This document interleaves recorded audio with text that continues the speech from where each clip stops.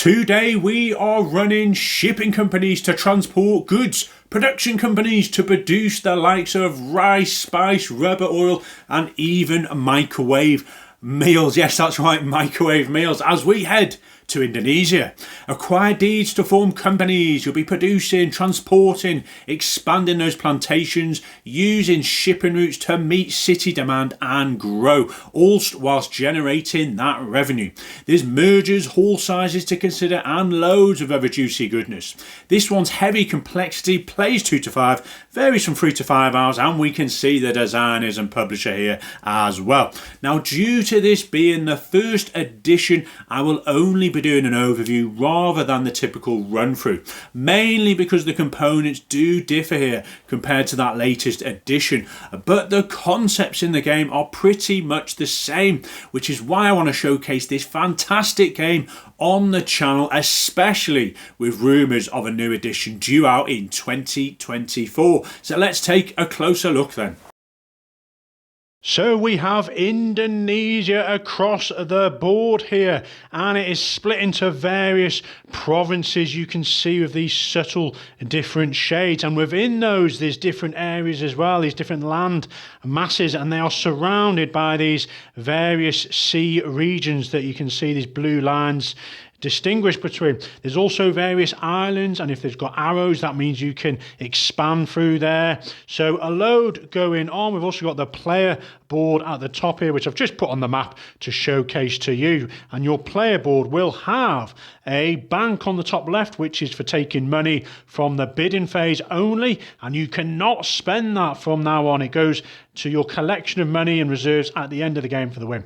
You've got your cash, which you keep at the top right. You can see a year from 1 through to 7, all the phases you're doing in that particular year, and it reminds you of various costs at the bottom. So we're playing out 3 eras. You've got A, B and C, and there's various symbols on the board which showcase to you what will be coming out in those eras. So A to the left, working to the right for era C, and within an era you are playing out a year, which makes up these various phases, and then there's rounds amongst those phases. So looking at the board, we have got various deeds that have come out in era A, and you can see it sort of tells you where to place it. You can see the name as well, so be very careful as to the location of these when you take these deeds and you're placing either your ships, because you want to be building those shipping companies to transport produce from those who have invested in production companies. So they're the 2 main types of companies we have. We've got the turn order here and the R&D track, which will make a lot more sense shortly.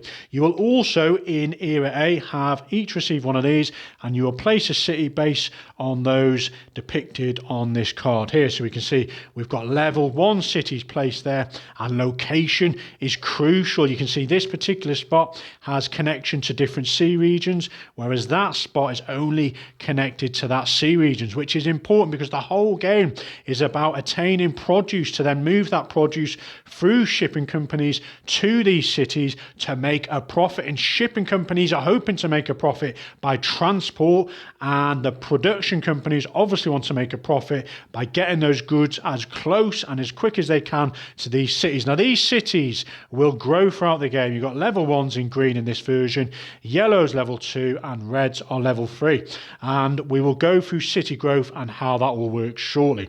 Now you start with 100 money, you got one of your tokens down here, turn order was determined randomly, and we are kicking off. So new era does not occur in the first phase because we've just set up, but in future years, if at any point there is no more deeds out there, then you will be entering a new era when it comes to phase 1. Or if only one type of colour here, which is going to be a production or a shipping company type, is left, so let's say there's only these 2 greens, that will trigger a new era change as well. You would place cities based on your level B card, if I can find it just here. You discard any era 1 production deeds, and then you would place out all the Era B deeds then, and you can see where your opportunities lie. So that is what New Era is all about. Number 2, bidding for turn order. It's literally clockwise order, starting of green here. They're going to bid. You can bid 0 and you can keep going around, and that will determine turn order. Now, any money you spend on bidding will go to your bank. Up next, we have mergers, which is where companies you own, so these are just deeds at the moment. Once you've acquired these and they're in front of you, so I'll take a few random ones here, you can see you can merge companies. Now, this is all dependent on your capability to announce it for beginnings, and if you have the slots here, and you'll be researching and developing to be able to do these options later on. So if you have the slots and if you have the ability to announce this, you can do mergers, which you can't do in the first year of the game. It's basically where companies come together and it gives you, more production, more slots to be acquiring more things, and a load of goodness, which I'll hopefully give you more detail shortly. But yet mergers, that's kind of a delayed mechanism really, because you really want acquisitions first, and mergers will come more into play as you come throughout the next year. So acquisitions has no cost, and in turn order again, which is why that's vital, you can acquire one of these deeds at no cost. So let's say we went for a production company. We have on the board spices or tea currently. If we went for this spices one, we literally take it, put it in our portfolio, we take a matching sort of production and we place that in one of these areas here. And some rules: you can't go on an area that's occupied by a city or that's occupied by a previous production spot as well. And let's say there was already one here, you can't go adjacent to another plantation that is there unless it was a different produce. In this case we've got rice. You can't go next to that. That's just to help you distinguish whose company is who, and a bit of monopolisation amongst these various locations. So once you've placed that down, yep, that is yours, and you're hoping to expand that throughout the game to give you more produce to then send to these cities to get you more money, because the whole game is about getting the money for the win. Okay, so that's acquisitions. Now, the first player would take one of these, second player would take one, third player would take one, and if you have more slots which you will attain through R&D, you could take another one, and you literally keep going around until either you pass or you don't have the slots to be able to acquire more deeds. Next up then, we have research and development. Well, acquisitions actually, I haven't finished. I've shown you production. Now, if you decide to take a shipping company, you would take this particular slot and you take one of the ships, place it there, keep this in front of you, and that is a shipping company. So you can see there's a subtle difference. These guys are putting ships out across these sea regions, whereas they're putting plantations on these landmass. Now, in this particular version, there's a host of colours for the ships themselves and different sort of sizes of them, which is unique to this version, which is why I'll use this hull company here at the bottom to represent the size of the hull of each of those companies there.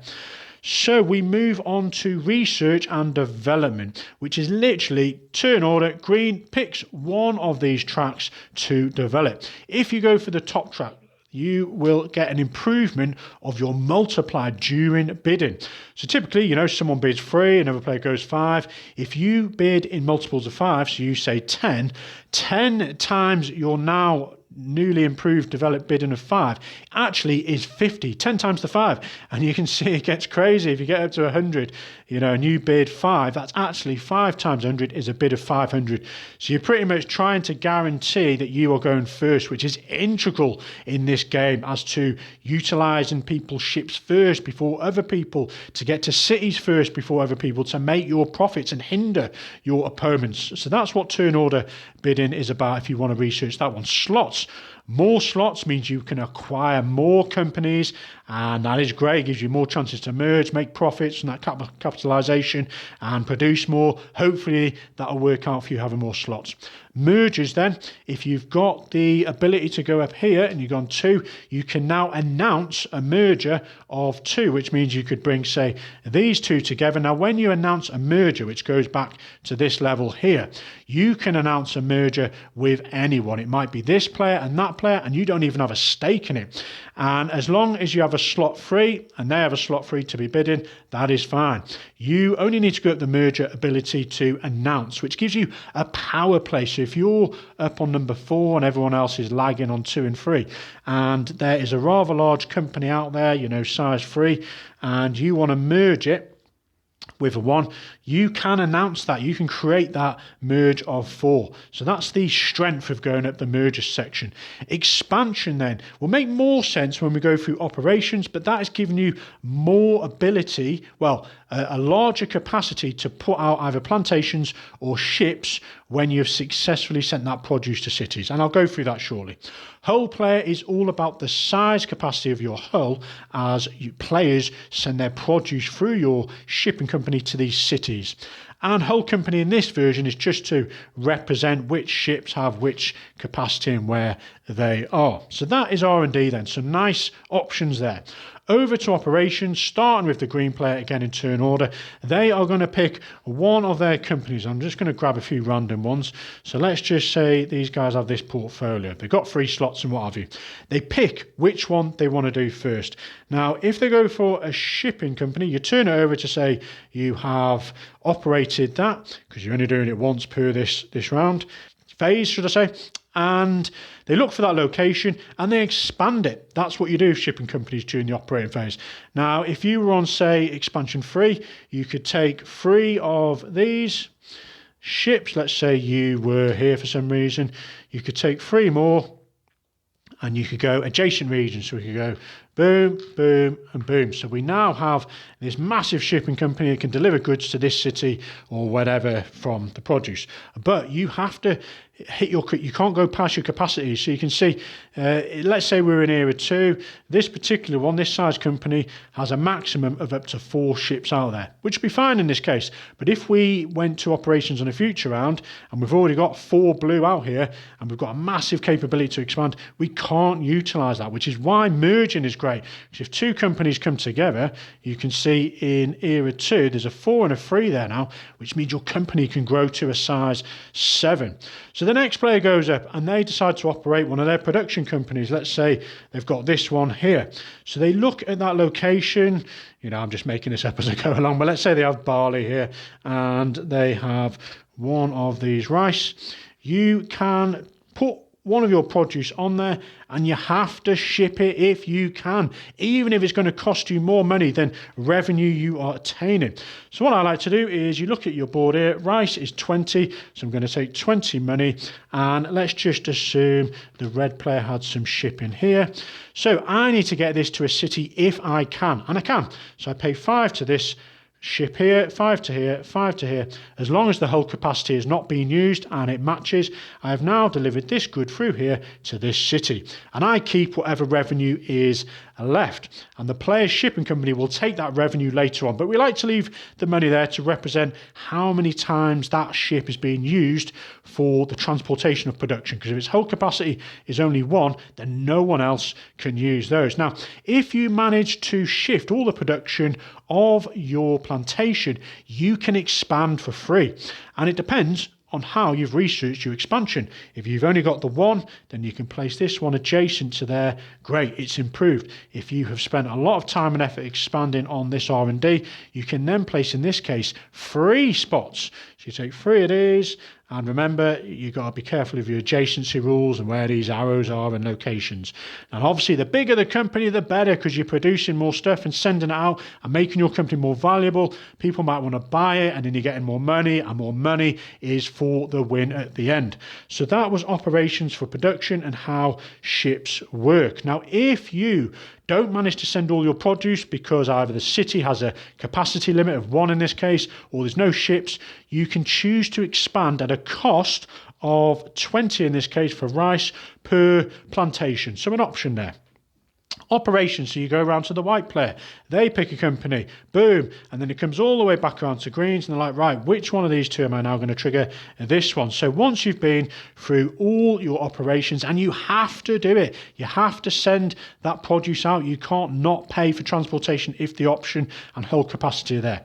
We then finish off with city growth. Now, level 1 cities require a produce of each that can be produced. So in this case, if it was just like this, there is only the production of rice in the game.